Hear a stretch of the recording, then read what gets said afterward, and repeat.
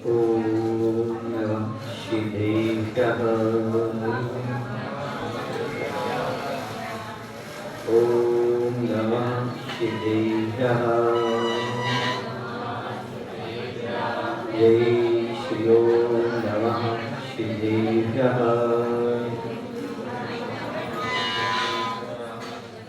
नमः श्रीवर्धमानाय निर्धूतकलिलात्मने सालोकानां त्रिलोकानां यद्विद्यादर्पणायते यद्विद्यादर्पणायते। बोलिए हिंसा परमो धर्म की देवादेव श्री पारसनाथ भगवान की, आचार्य कुंद कुंद महाराज की, आचार्य गुरुदेव भगवान श्री विद्यासागर जी महाराज की।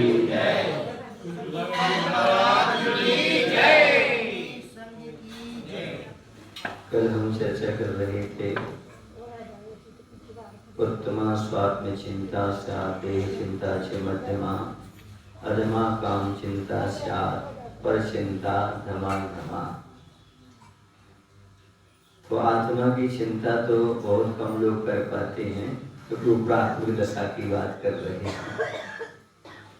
दूसरी बात आती है देह चिंता से मध्यमा।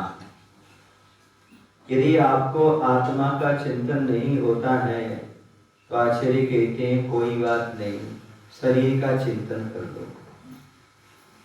शरीर का चिंतन उन्होंने मध्यम बताया।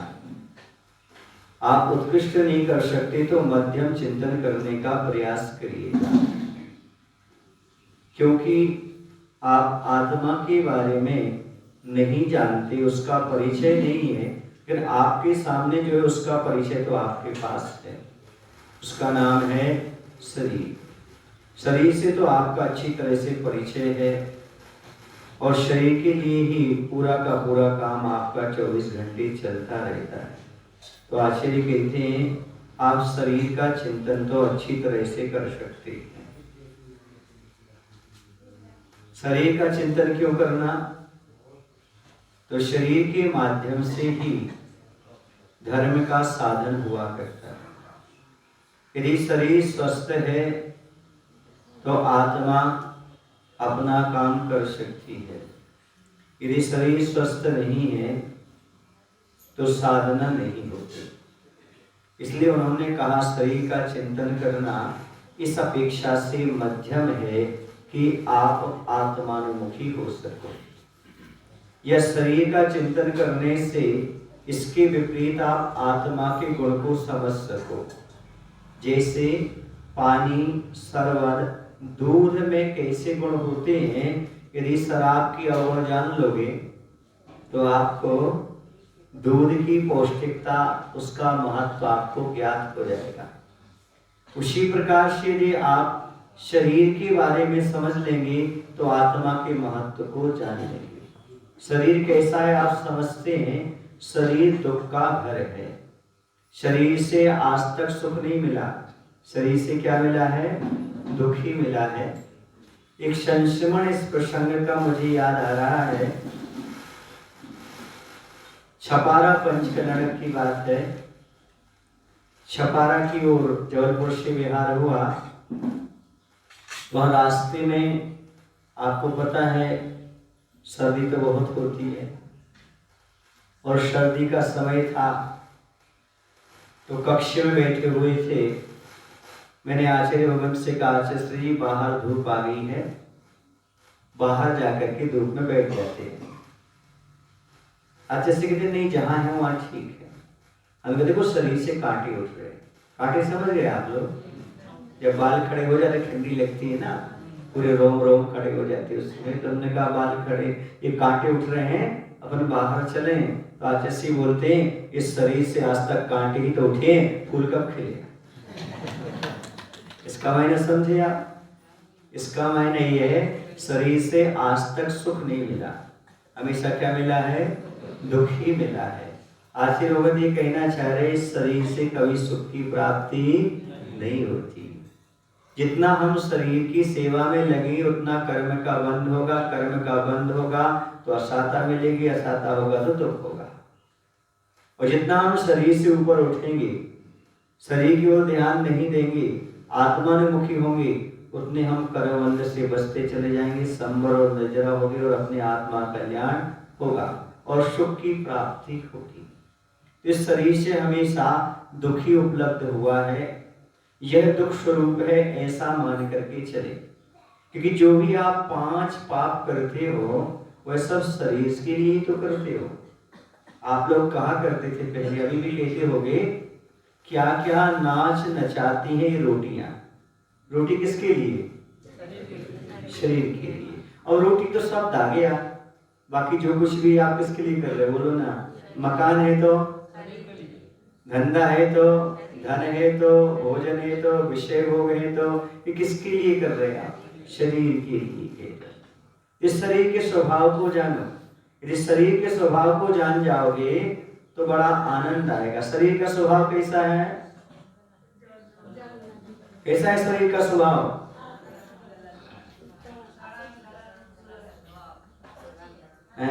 अशुचि है स्वभाव, तो अशुचि का एक रत्नात्रय पवित्र थे। यह स्वभाव से ही शरीर अशुचि है और रत्नात्रय से क्या होता है? पावन हो जाता है, पवित्र हो जाता है। और बताएं कोई शरीर का स्वभाव कैसा है? ये तो वही हो गया, वही मतलब हो गया। और कुछ तो बताओ। आप लोग बहुत विनती पढ़ते हो, भावना पढ़ते हो, कहीं ना कहीं तो आपको मिला होगा शरीर के स्वभाव के बारे में। आप लोग हाँ बहुत अच्छा, दुर्जन देह स्वभाव बराबर, मूर्ख प्रीति बढ़ावे। शरीर का स्वभाव कैसा है? दुर्जन के समान। दुर्जन किसे कहते हैं? बताओ सज्जनों। सज्जनों, और सिद्ध हो जाएगा आप सज्जनों की दुर्जन। ये बताओ दुर्जन कहते किसे हैं? नहीं।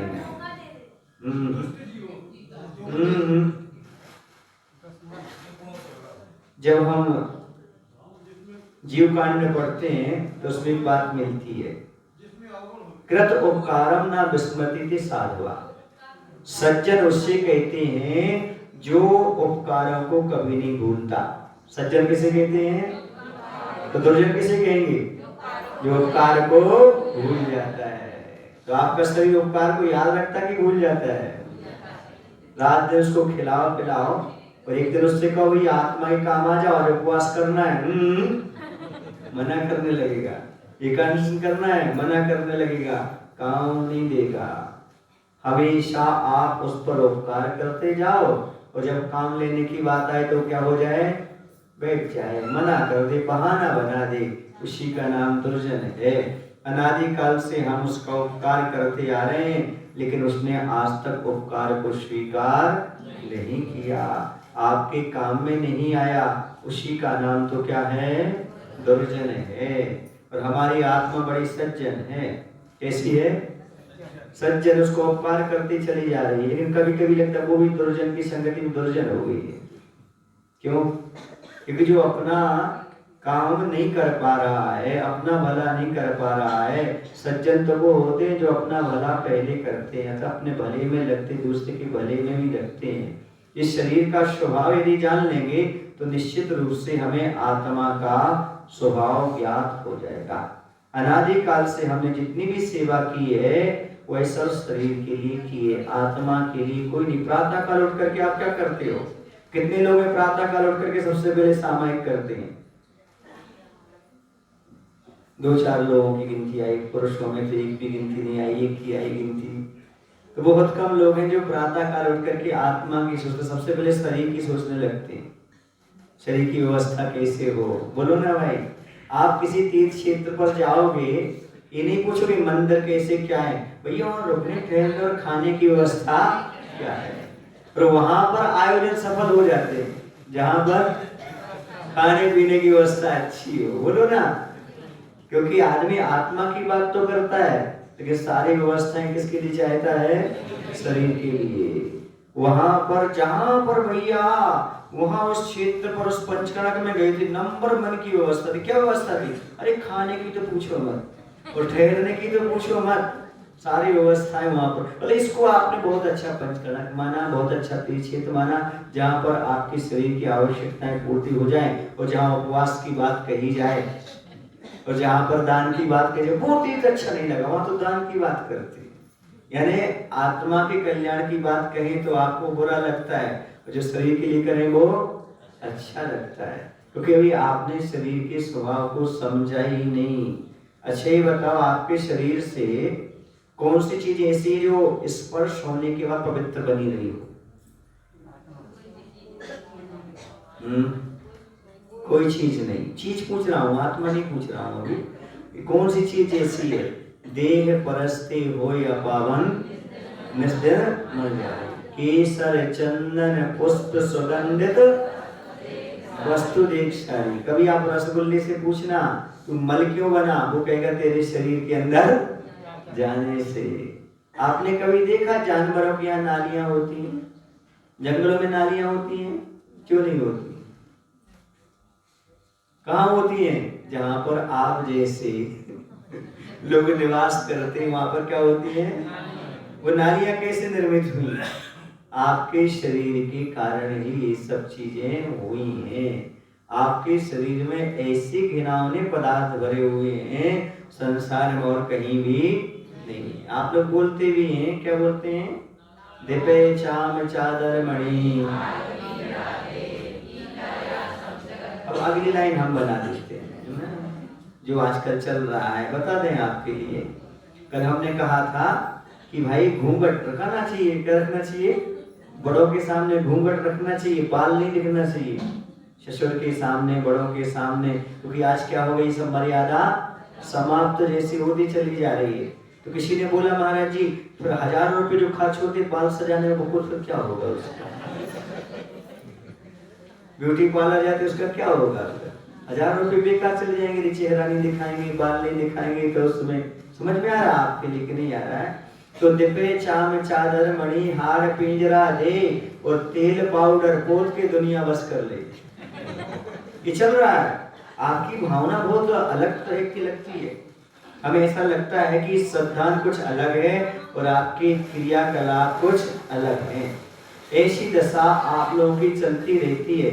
लगता है आपके लिए कि हम आत्मानुमुखी हो रहे हैं, लेकिन थोड़ा सा शरीर को कष्ट पहुंचता है, फिर देखो शरीर की थोड़ी सी गड़बड़ी होती है, फिर देखो आपका श्रद्धा डगमगाने लगता है। ऐसा कर लो, बाद में प्रायश्चित कर लेंगे, ऐसा कर लो, बाद में वैसा कर लेंगे, पहले अहित कर लो, फिर बाद में ऐसा कर लेंगे, पहले घाव बना लो तो उसको भर लेंगे। ऐसी दशा आ जाती है शरीर को देख करके। सही कह रहा हूँ कि नहीं कह रहा हूँ?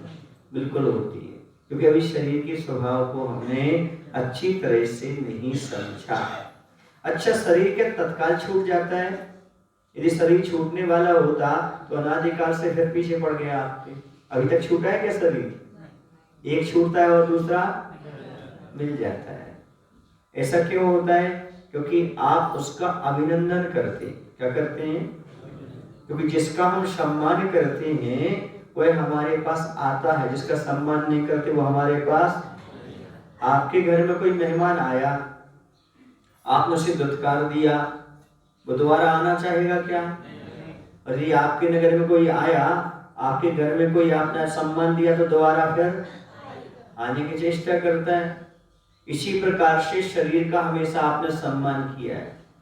इसी चारों गतियों में आज तक नहीं छूटा। जहां भी जाओ वहां पर वो आपके पास आ जाता है। तो कोई समझता है कि हमारी खातिरदारी अच्छे से करेंगे, हम उनके यहाँ मेहमान बन करके जाएंगे तो ये सेवा व्यवस्था करेंगे। समझ में आ रहा है ना? लेकिन भावलिंगी संत जो होते हैं वह शरीर का सम्मान नहीं करते, तो अधिक से अधिक 32 बार आ सकता है, इससे ज्यादा नहीं आ सकता। कितने बार? यदि कोई भावलिंगी संत हैं तो अधिक से अधिक कितने भाव ले सकते हैं वो?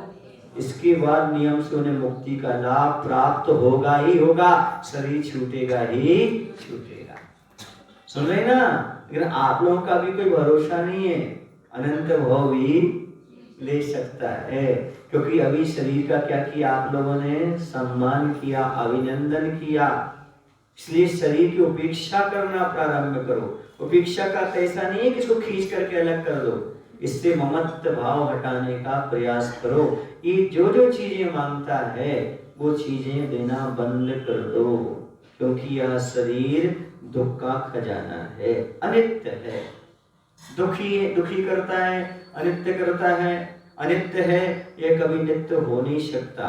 और ये हमेशा अनित्य चीजों को ही प्राप्त करना चाहता है, नित्य को प्राप्त करने की बात नहीं करता। आप लोग जब कभी भी उपवास का सोचोगे तो आपको टाइम लगेगा, और खाने का सोचोगे तो 5 मिनट भी लगेगा आपके लिए। इस शरीर कभी साथ नहीं देता, शरीर से साथ लिया जाता है। जो भी शक्तियां हैं वो शक्तियां कभी काम में नहीं आती, काम में लाई जाती हैं, ली जाती हैं। इस शरीर से जैसा चाहो आप वैसा काम ले सकते हो, और नहीं चाहो तो जैसा है वैसा पड़ा रहने दे सकते हो। देखो, सबकी जिंदगी है, कोई विषय भोगों में लगा देता है, कोई आत्मा के कल्याण में योगों में लगा देता है। जिंदगी वही है, सुन रहे आप लोग की नहीं? लेकिन बहुत कम लोग इस चीज को समझ पाते हैं कि जितनी आयु हमारी है उतनी आयु उनकी है। जैसा शरीर उनके पास है वैसा शरीर हमारे पास है। हम क्यों आखिरकार विषय भोगों में लगा रहे हैं? हमें भी तो कुछ त्याग तपस्या करना चाहिए, आत्मा के कल्याण में लगाना चाहिए। ऐसा बहुत कम लोग सोचते हैं, क्योंकि शरीर तो छूटना ही है। ना राजाओं का राज्य रहा, ना सुल्तानों की शान। ना राजाओं का, ना सुल्तानों की शान। एक दिन मिट्टी में मिल जाएगा ये मिट्टी का इंसान। किसे मिल जाएगा? ये क्या चीज है बोलो ना? मिट्टी है, उसी में मिलना है, किसी कोई शान रहने वाली नहीं है। आप सोच रहे हो कि ये सब हमारे पास रह जाएगी, संभव नहीं। इसलिए कभी भी शरीर का अभिमान मत करो, ये ढलने वाला है। जब तक जवानी है तब तक आपका शरीर है, उसके ग्राहक हैं, पूछने वाले हैं। तो जब गाल कुचक जाते हैं तब स्वयं को भी चेहरा देखने में पसंद नहीं आता। ऐसी दशा इसकी एक दिन हो जाती है इस शरीर की। लेकिन पता नहीं इस शरीर के लिए व्यक्ति कितना पाप करता है, कितना धन खर्च करता है। फैशन और विशन किसके लिए बोलो ना? जितने भी फैशन है वो किसके लिए बोलो? शरीर के लिए। जितने भी विशन है वो किसके लिए? शरीर के लिए। जितने भी पाप वर्तमान में चल रहे हैं ये पांचों पाप इस शरीर की सुरक्षा के लिए चल रहे हैं। लेकिन आचार्य कहते हैं दुखो मेवा, ये पांचों पाप कैसे हैं? दुख स्वरूप ही हैं। 5 पाप दुख स्वरूप कैसे हैं? तो क्योंकि पाप से कर्म का आश्रय होता है, और आश्रय से क्या होता है? असादा आदि के आश्रय से दुख हुआ करता है। इसलिए पाप को ही दुख के रूप में स्वीकार किया गया है। लेकिन कितने लोग जो पाप को दुख का कारण मानते हैं? जरा हाथ ऊपर करना। कितने लोग मानते पाप को दुख? नीचे कर लो। आज से दुकान बंद। क्यों? क्योंकि धन परिग्रह। परिग्रह कौन से नंबर का पाप है? 5वें नंबर का। तो आज से दुकान बंद, क्योंकि हम परिग्रह को पाप मानते हैं और पाप दुख का कारण है। और दुकान चलाएंगे तो पैसा आएगा, परिग्रह बढ़ेगा, तो ये किसका कारण होगा? बोलो ना बिच्छू।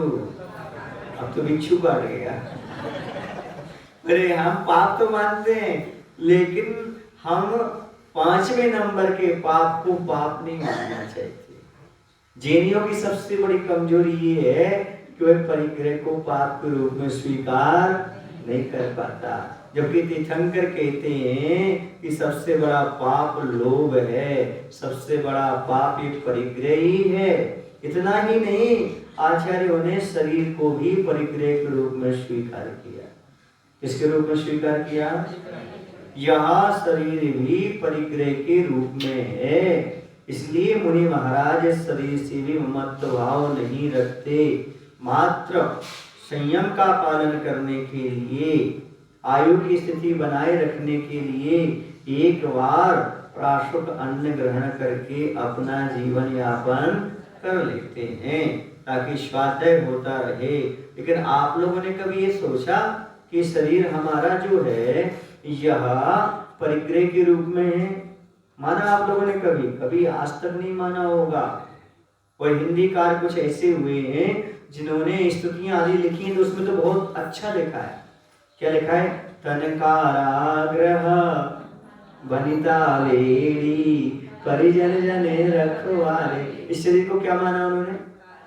कारागृह के समान माना है। आप सोचो, ऐसा पढ़ना सुनना लिखना अलग है, लेकिन अनुभव के रूप में मानना बहुत कठिन होता चला जा रहा है। इस शरीर के स्वभाव को समझिएगा, ये अनित्य है, यह दुख का कारण है और यह संसार का हेतु है। किसका हेतु है? ये संसार में भटकाने वाला है। ये शरीर हमेशा संसार में भटकाता रहता है। यह शरीर जड़ है, अज्ञानी है। यह दुख का भंडार होने के साथ साथ संसार के जो कारण हैं उनकी ओर ले जाता है। संसार के कारण क्या है? वही 5 पाप रूप जो क्रियाएं, वही संसार का संपादन कराने वाली हैं। ऐसा कभी आपने अपने आप में स्वीकार किया?